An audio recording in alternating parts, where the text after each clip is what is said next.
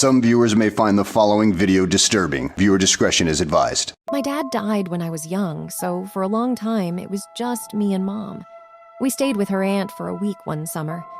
Aunt Zilphy had a good-sized house far back in the hollow. It began as a single-room shotgun shack.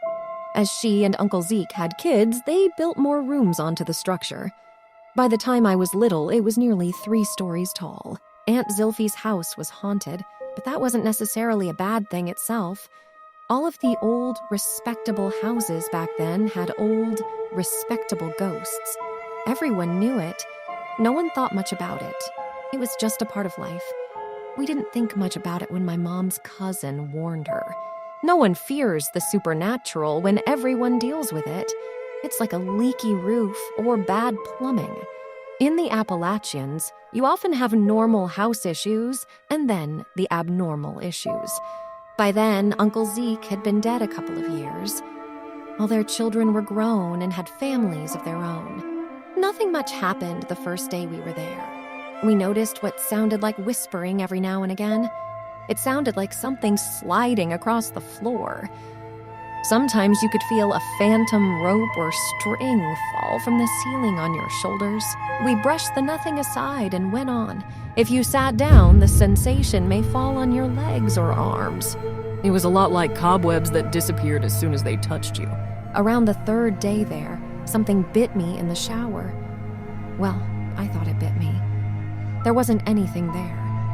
We continued to feel bites from something unseen, but there were never actually any wounds or injuries. My mom said the ropes kept falling on her bed that night. We eventually complained to one another at breakfast. Aunt Zilphy overheard Mom and corrected her. It wasn't ropes or strings we'd been feeling, it was snakes. She said the single-room shack they first moved into had a dark history. Ezra McMurray and Jonas Phelan were in love with Dasha Woods. Dasha eventually chose Jonas. Ezra was unusually agreeable to the matter, and they thought it was just a good sign. He offered them a small tract of land and said the knoll would be a perfect spot for a home. Ezra built the original house and gave it to the couple as a wedding present. The community was impressed with his generosity. The next morning, locals visited to offer further congratulations and found the couple dead. Hundreds of snakes had come through the floorboards while the couple slept. They died in their sleep from countless snake bites. Ezra built the small house, intentionally, over a large den of copperhead snakes. Ezra was convicted of their murder and hanged.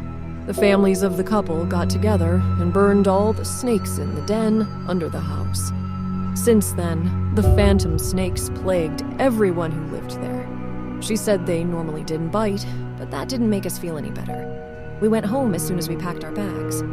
Aunt Zilphy died later on, and now no one lives in the Slithering house.